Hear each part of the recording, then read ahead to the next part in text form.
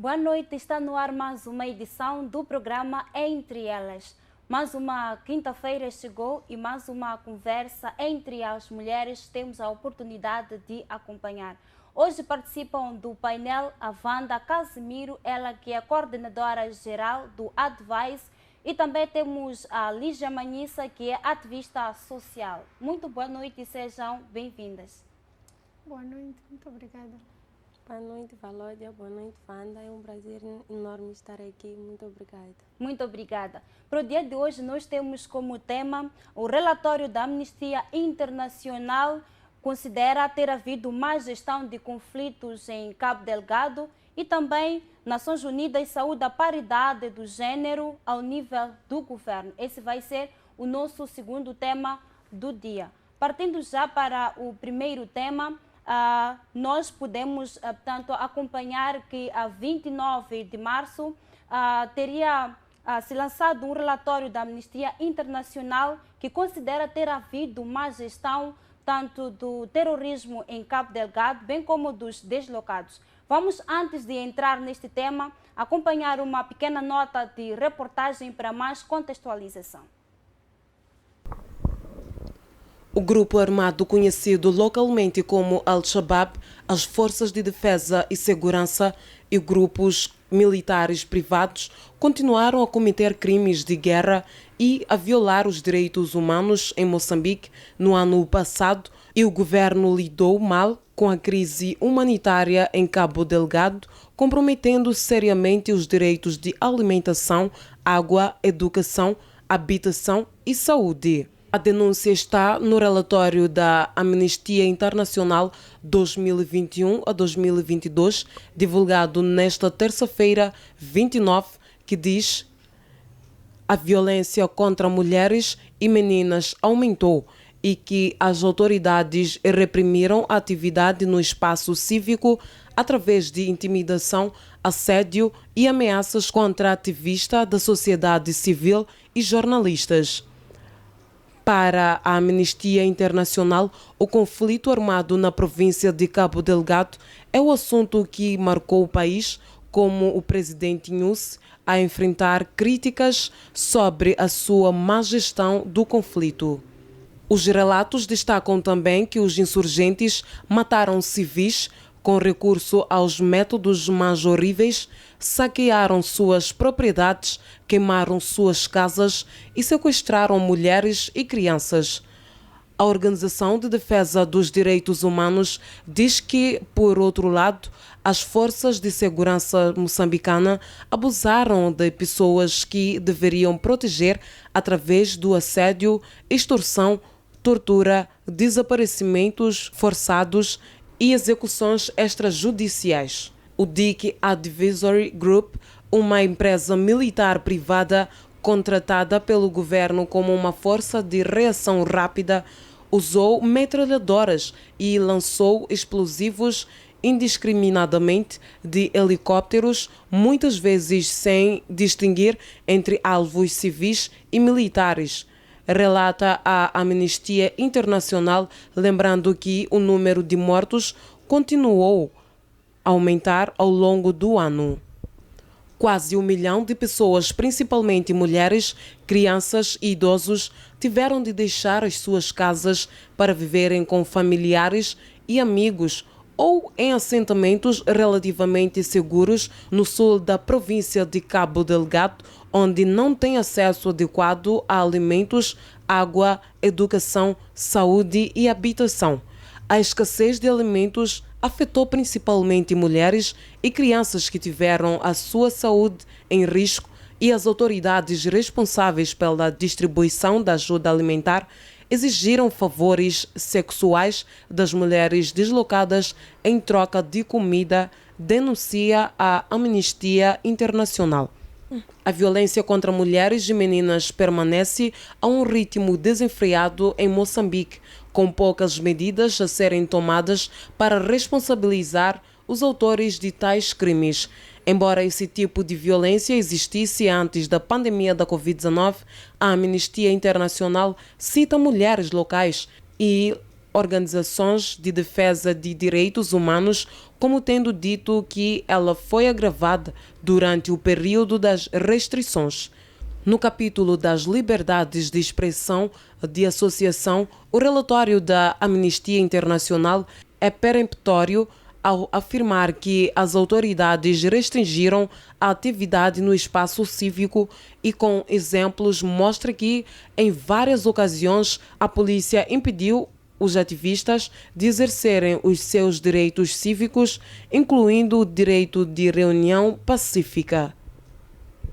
Em maio, por exemplo, a polícia dispersou estudantes que protestavam pacificamente contra uma nova lei que dava aos parlamentares benefícios que os manifestantes consideravam excessivos e, em junho, ativistas do Centro para a Democracia e Desenvolvimento foram impedidos de entregar uma lista das suas preocupações ao tribuno administrativo.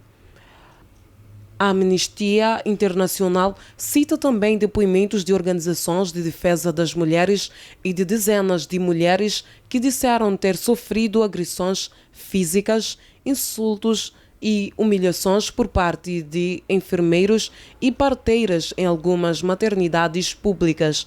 As mulheres grávidas relataram medo de dar à luz em hospitais e clínicas públicas devido à violência obstétrica. Os alunos muitas vezes ocorreram à noite na ausência de supervisores das equipas. Lê-se no relatório da Amnistia Internacional que refere que um número significativo de mulheres que deram à luz em maternidade disseram ter sido obrigadas a pagar subornos a parteiras e enfermeiras para serem tratadas com respeito e dignidade e, quando não o fizeram, ficaram desacompanhadas, mas no momento do parto foram forçadas a negociar o pagamento de subornos no auge do medo e da dor física. A Amnistia Internacional conclui que, apesar dos repetidos apelos dos grupos de defesa dos direitos das mulheres, as autoridades moçambicanas não tomaram nenhuma medida para tentar resolver o problema. Conforme teríamos visto aí, o relatório da Amnistia Internacional de 2021 a 2022 relata muita violação, tanto dos direitos humanos e poucas medidas tomadas por parte do governo para fazer face tanto a esse problema. O que se pode dizer diante dessa situação, tendo em consideração que o conflito existe já há um tempo considerável em que já devia haver tanto alguma solução para esse tipo de problema? O que se pode dizer diante dessa pouca intervenção, segundo revela aqui o relatório por parte do governo, tendo em consideração o tempo já existente, tanto para que estratégias devessem ter sido, neste caso, traçados para fazer face a problemas do gênero? Wanda. Boa noite, muito obrigada, Valódia.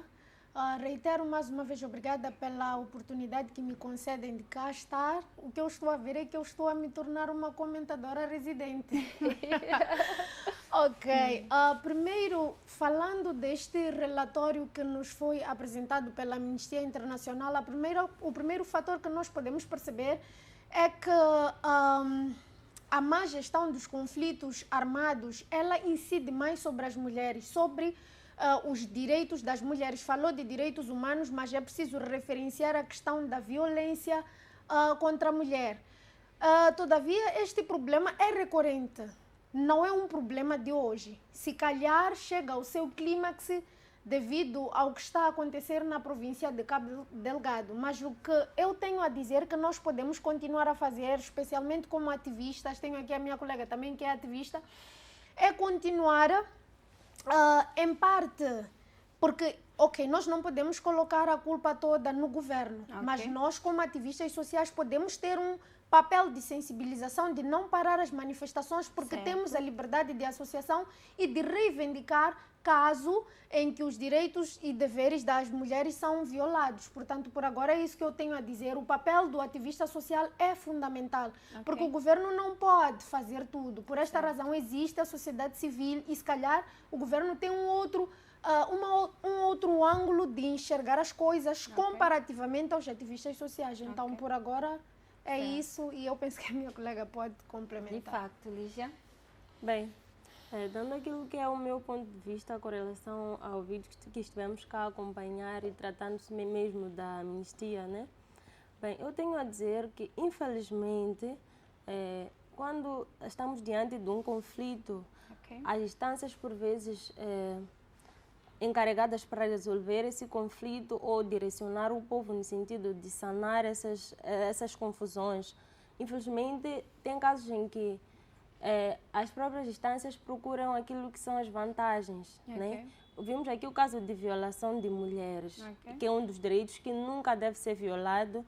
E quando acontece esse tipo de coisa, dificilmente a mulher tem aquela vontade de expor aquilo que é a sua preocupação, porque a prenoção que ela traz é: se eu for a reivindicar o meu direito, para além de eu trazer um problema, estarei a ser violada mais um outro direito e estarei sobre, como é que eu posso dizer? Terá que passar por uma outra situação de ser violado o seu direito por estar a apresentar uma preocupação que é de direito ter que apresentar isso. Então, essa questão mesmo, eu penso que é uma questão que nós como ativistas, como disse a minha colega, temos um papel na sociedade, porque eu acredito que, por vezes, os ativistas, não só por vezes, os ativistas têm um papel muito importante na sociedade. Por quê? Porque eles falam como se fossem familiares, porque um ativista dentro de uma família ou dentro de uma organização fala como se fosse um familiar.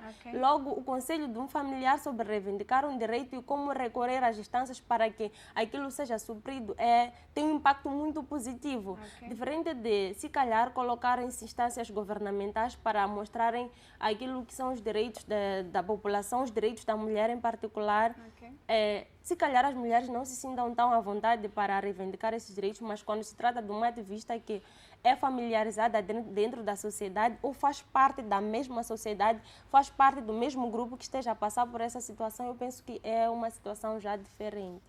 Muito bem, nós podemos perceber que as nossas duas convidadas tocaram num ponto de não ser somente tanto papel do governo como tal, fazer face a esse conflito, no que diz respeito, sobretudo, temos que sublinhar essa parte, a gestão desse conflito, mas também que outras entidades, também os próprios ativistas deviam fazer alguma coisa para fazer face à redundância nesse aspecto. Mas nós encontramos no relatório que as autoridades reprimiam as atividades no espaço cívico, através da intimidação, através do assédio e ameaças contra ativistas da sociedade civil e jornalistas. O que dizer diante disso, tendo em consideração que acabaram aqui de dizer que ativistas tinham algum papel a fazer, e encontramos um ataque, entre aspas, face aos jornalistas, também comunicação social. Nós sabemos que os meios de comunicação social têm um determinado papel. Encontramos aqui a liberdade de imprensa também, em algum momento, violado. O que dizer diante dessa situação? Bem, primeiro dizer que este fato é muito triste, mas há um porém que precisa ser observado. Ativista é ativista e não deve se deixar intimidar pela primeira dificuldade que enfrenta. Nós temos, por exemplo, a ativista Quitéria, ela que é presidente do Observatório das Mulheres, se eu não estiver errada. A forma como ela reivindica quando os direitos dos próprios ativistas são postos em causa é uma forma motivadora. Se calhar o governo fazendo uma certa pressão é aquele tipo de posicionamento que as pessoas deveriam ter. Porque, por exemplo, se eu entro para abraçar uma causa, eu entro para uma manifestação, eu tenho que estar ciente dos direitos e dos deveres que me assistem. Portanto, é preciso não se calar diante dessas intimidações que, infelizmente, são tristes. Portanto, a ativista nesse caso, porque estamos a falar de mulheres ativistas que têm feito o trabalho de campo, estamos a falar de mulheres da comunicação social que têm passado por isso. Portanto, é preciso que haja uma certa postura. E em caso de exceder a sua competência, é preciso recorrer às próprias instâncias legais, porque afinal de contas, para que existe a questão protetora, questões, né, desta natureza e por aí vai, é preciso que o ativista esteja realmente posicionado. Muito bem. Em algum momento nós teríamos visto que essa violação registrava-se mais entre as mulheres e crianças. Tiveram que, em algum momento, algumas pessoas tiveram que deslocar-se, e quem foi mais impactado por esse conflito, né? Podemos dizer que foram as mulheres, porque elas, em algum momento, foram vítimas de assédio e outros comportamentos negativos. Para terem acesso a alimento, tinham que, em algum momento, segundo revela o relatório, tinham que, em algum momento, serem submetidas a algumas práticas não boas. Por que ainda continua... por que ainda continuam situações do gênero perante as mulheres no nosso país? Bem, eu penso que essas situações do gênero ocorrem porque tem-se, como é que eu posso dizer, tem-se a mulher como um ser fraco. E se nós formos a ver, segundo esse relatório, parece que algumas mulheres, para que tivessem acesso à alimentação e se calhar a sua saúde, higiene, a sua própria saúde, higiene e sanidade, elas teriam de se deitar com pessoas ou teriam passado por chantagens e por aí vai, né? Portanto, é necessário mesmo que as campanhas de mobilização de recursos para Cabo Delgado não parem, porque é inadmissível que alguém troque dar alimentos a uma mulher porque quer fazer sexo com a mesma. Não faz muito sentido. E infelizmente não soa bem, e os impactos mesmos refletem-se mais sobre as mulheres e sobre as crianças, como a Valeda esteve a dizer quando da colocação da sua questão. Lígia? Bem, primeiramente eu tenho a dizer que todo mundo sabe qual é o papel da mulher na sociedade, bem como no seio da família. Se calhar por saber qual é o papel da mulher, que é garantir o bem-estar da família, quer ser um pilar e quer dar força em momentos de crise, né? Se calhar sabendo-se o papel da mulher naquilo que é o seio familiar, acabam-se levantando aquilo que são aproveitamentos, né? Acaba-se aproveitando essa sensibilidade da mulher, porque eu quero acreditar que toda aquela que é mãe sabe que tem que garantir o bem-estar daquilo que é a sua família. E para garantir o bem-estar da sua família, se calhar tem passado em situações caóticas, mas para que a sua família não possa passar por poucos bocados, né? Para que a sua família possa estar bem. Então, eu quero acreditar que as pessoas que cometem tais atrocidades têm noção do papel da mulher primeiramente, para que possam atacar a mulher, ou as crianças sejam vítimas dessas violações dos seus direitos. Se calhar é por saber qual é o papel da mulher, então, para que a mulher sinta-se sensível àquela chantagem de se tu não fizeres isso, tua família vai se dar mal, tu não terás direito à alimentação nem para garantir o bem-estar da sua família, nem para si mesmo. Então, acabamos recorrendo àquela questão de que para que eu possa garantir o bem-estar da minha família, eu não estou disposta a fazer tudo. Eu acredito que nós já vivenciamos situações em que nossas mães mesmo dizem, se meus filhos não comem, eu não posso comer. Prefiro ser a última a comer, por quê? Porque tenho que garantir que a minha família primeiro esteja boa e que se sinta satisfeito naquilo que é a alimentação. Então, aproveitando essa sensibilidade que a mulher tem em particular, eu acredito que é por isso que muitos acabam se aproveitando dessa sensibilidade que a mulher tem e acabam sabendo qual é o seu papel na sua família, por isso que acabam aproveitando e aproveitam mesmo a mulher, porque sabem que ela é capaz de tudo para garantir o bem-estar da sua família. Muito bem, é de facto uma situação muito crítica. E segundo nós vimos aqui, as forças de segurança moçambicanas que deviam estar proteger, a velar pela mulher, pela criança, pela sociedade no geral, são elas, neste caso, que cometem esse tipo de mal através de assédio, extorsão, tortura, desaparecimentos forçados, entre outros males. O que se pode dizer diante de uma situação em que o indivíduo que devia velar é o primeiro a desorganizar, é o primeiro a causar males? O que é que se pode dizer? Bem, ok. Vamos mais uma vez tentar falar do papel do governo face a essa situação. Certo. Eu penso que sempre que, por exemplo, o governo identificar um agente que procede desta feita, deveria puni-lo publicamente para servir de exemplo. Ok. Porque fenômenos como esses são muito ocorrentes, são concorrentes, assim que é, né, meus colegas? Eles são concorrentes, infelizmente. Portanto, nós já vimos algumas vezes casos em que, por exemplo, pune-se alguém publicamente, arrancando a sua carteira profissional e por aí vai. Eu acredito que atos desta natureza podem ajudar a perceber ao agente que supostamente deveria estar a velar pela nossa segurança, comete atrocidades contra nós. Portanto, é preciso que haja este tipo de punição severa e pública para cortar este tipo de males, porque de facto eles são mesmo recorrentes mesmo. É preciso que se proceda desta forma.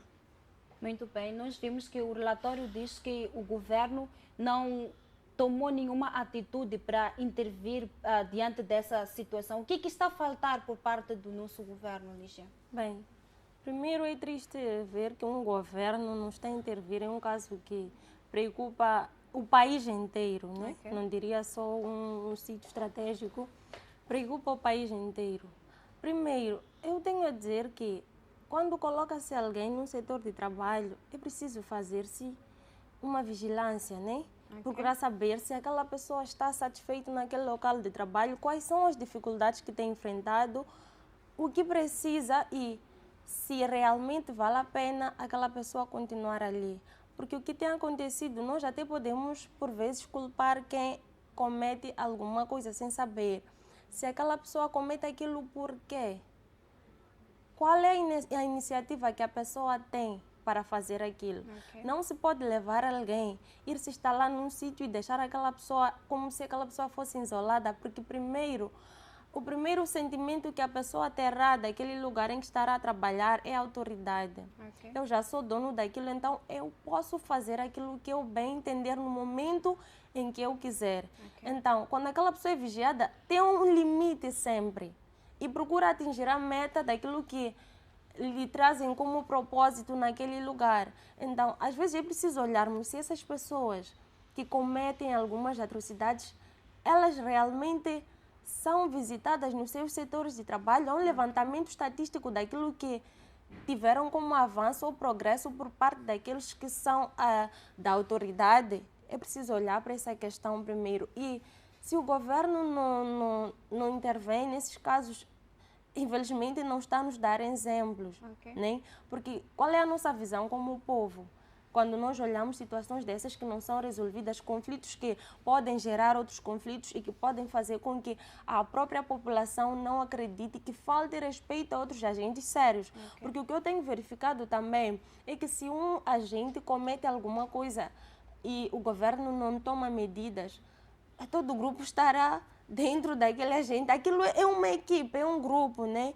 Então, a população acaba não respeitando aqueles que são membros daquele grupo porque alguém cometeu alguma coisa. Então, se calhar, uma punição severa, como dizia a minha colega, é uma das medidas que pode sanar esse tipo de problema e pode fazer com que a população volte aos seus valores. Okay. Porque se levanta-se um ponto de situação em que há uma problematização e não conseguimos ultrapassar aquilo, sinceramente, o nosso sentimento é não somos valorizados e não fazem nada por nós, mas quando há eventos ou há eleições, precisam do nosso apoio, mas quando nós reclamamos, não nos dão apoio. Então, essa visão que se calhar resolvendo certos assuntos nos fará nós voltarmos às raízes e nos sentirmos valorizados e dentro daquilo que é o padrão governamental. Muito bem. E baseado naquilo que a minha colega estava a dizer, ela inspirou-me a tecer um comentário. Eu acho que há outra coisa que deve se verificar em termos profissionais.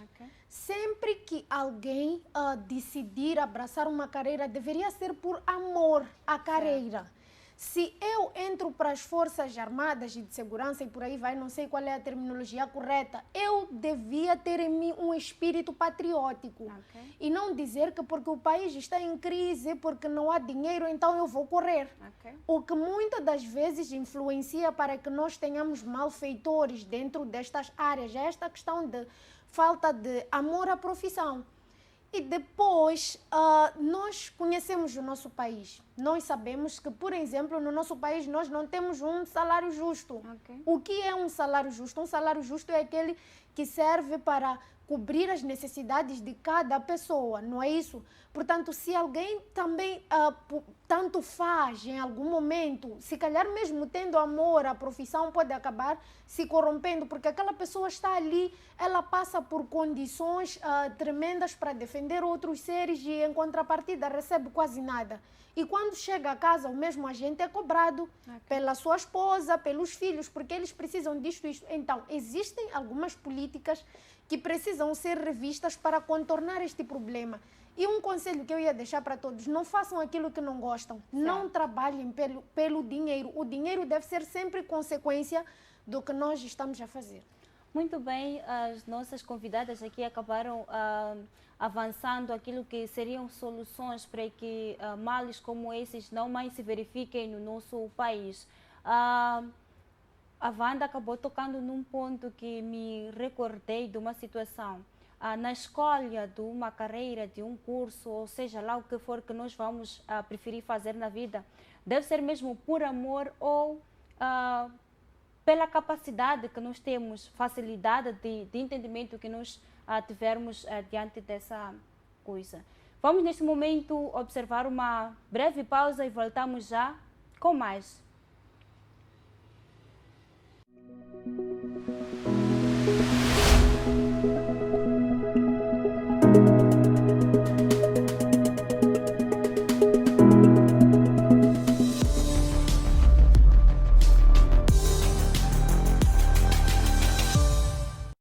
Junta-te a nós, venham todos levantar a voz, diga não ao cancro da mama. Então nós, como Organização da Mulher Moçambicana, queremos apelar a todas mais para ter essa cultura de sempre fazer um rastreio para ver qualquer coisa estranha que está no seu corpo.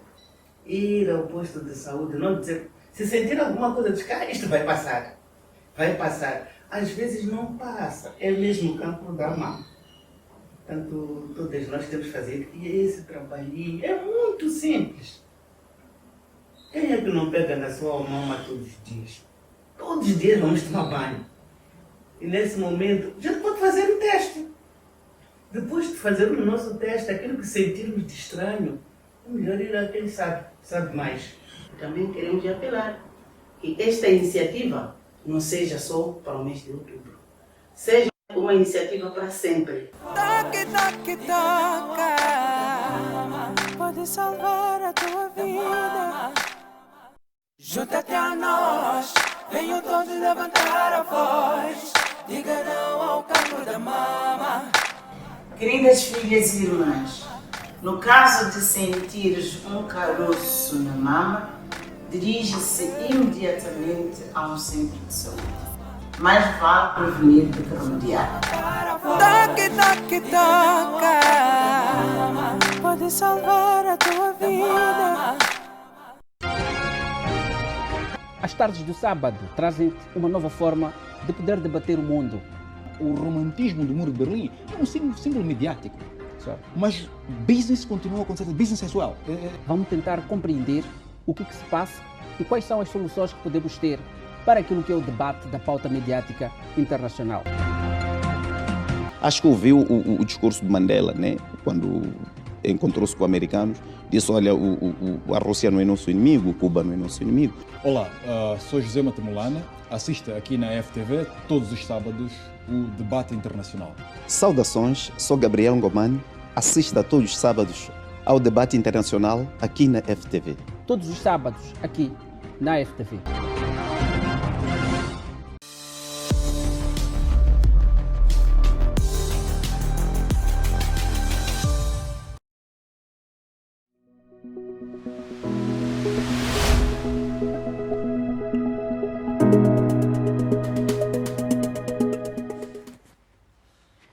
Estamos de volta à segunda parte do nosso programa Entre Elas. Mais uma vez, caro telespectador, seja muito bem-vindo. Num dia em que nós contamos como convidadas com a Wanda, ela que é, portanto, coordenadora geral do Advice, e também estamos com a Lígia Manhissa, que é ativista social. E conosco elas estão a debater acerca desses temas de interesse público e que dizem respeito não só à mulher, mas também a toda a sociedade no geral, sobre como se portar diante da mulher, e não só diante da mulher, como deve ser, portanto, a sua postura na sociedade. Para este segundo bloco, nós temos como tema Nações Unidas, saúde, a paridade do gênero ao nível do governo. Sabemos que o nosso país alcançou a paridade do gênero. É uma notícia que deixa muitas pessoas alegres, sobretudo as mulheres. Vou desde já lançar a primeira pergunta, que é muito simples, é mesmo para falar acerca do sentimento após essa conquista do nosso Moçambique. Bem, eu particularmente estou feliz. Para alguns que me conhecem, pensam que eu sou feminista, ok? Mas eu não estou a lutar em prol do feminismo. Eu simplesmente gostava que se cumprisse aquilo que está previsto na lei, que homem e mulher são iguais em todos os domínios da vida, econômico, social e por aí vai.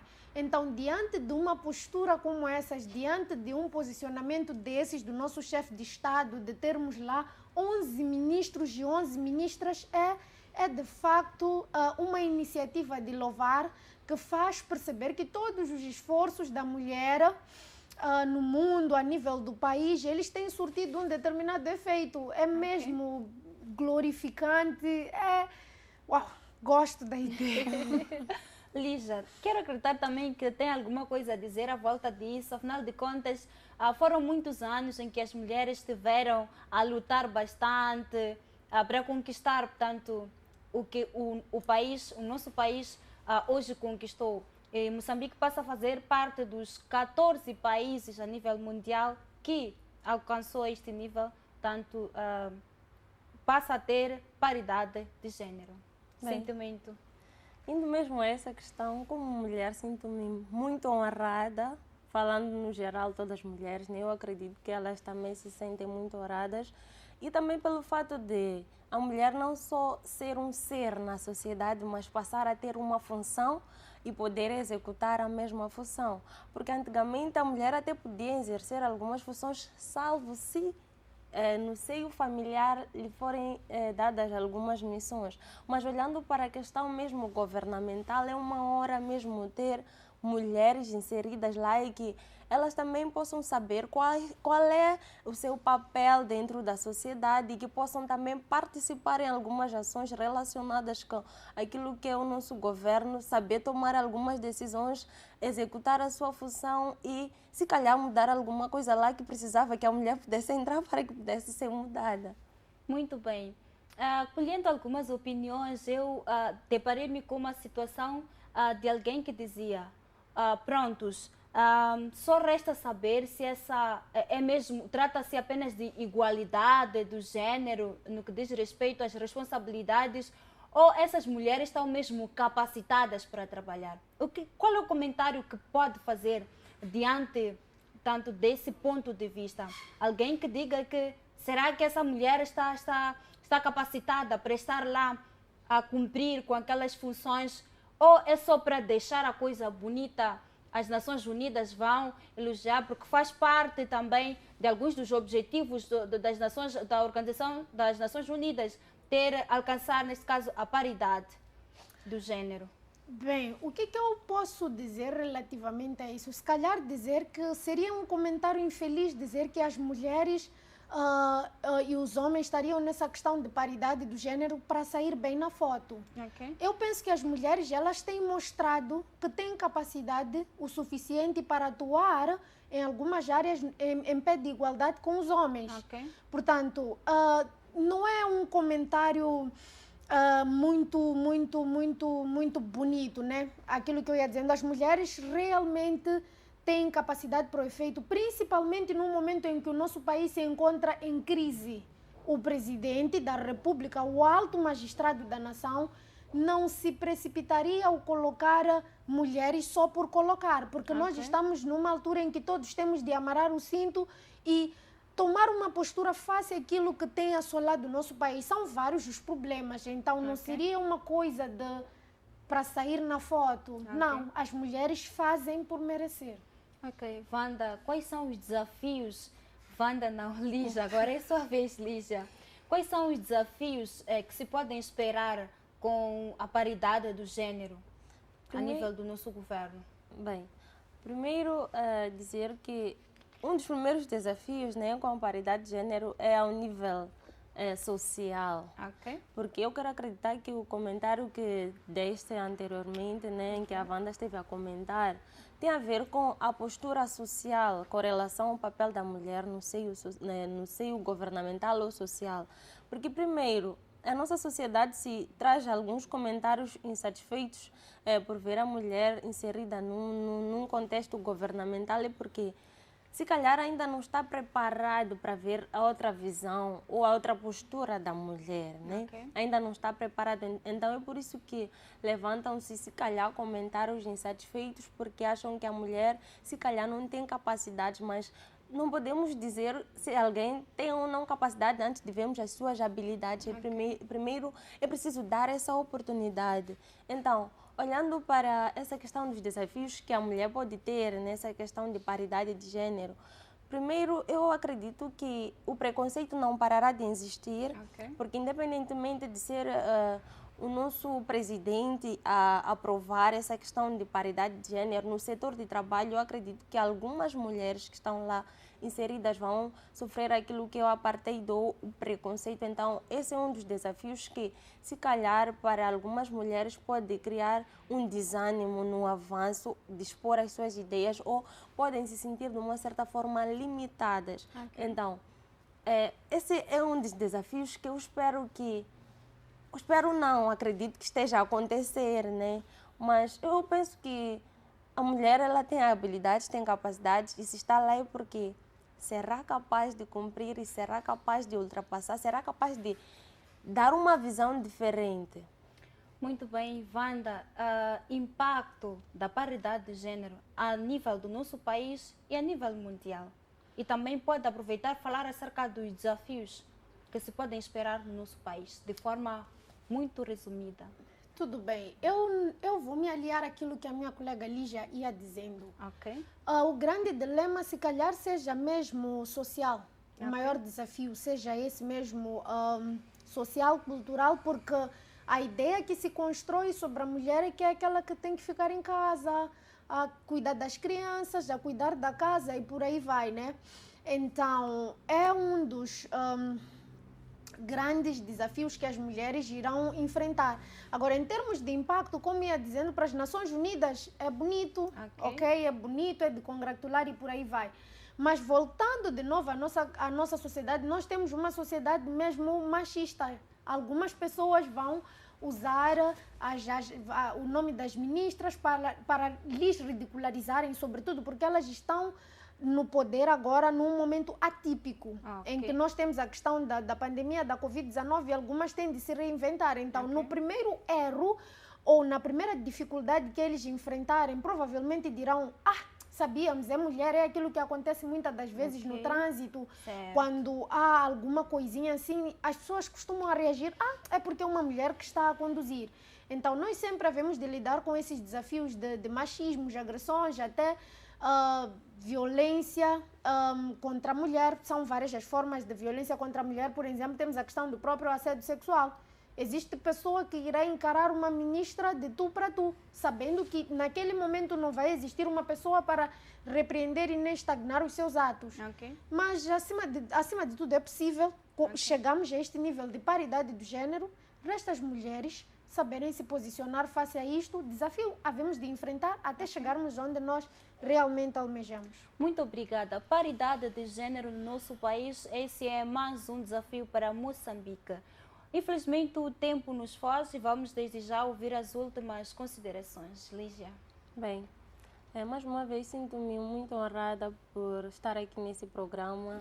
É de louvar, agradeço a Deus e a todos que me têm apoiado, sobretudo a tratar de um tema que é um tema que a sociedade mesmo tem que ter em conta, e eu agradeço também aos que estiveram nos acompanhar, porque eu acredito que durante a nossa intervenção aprenderam alguma coisa.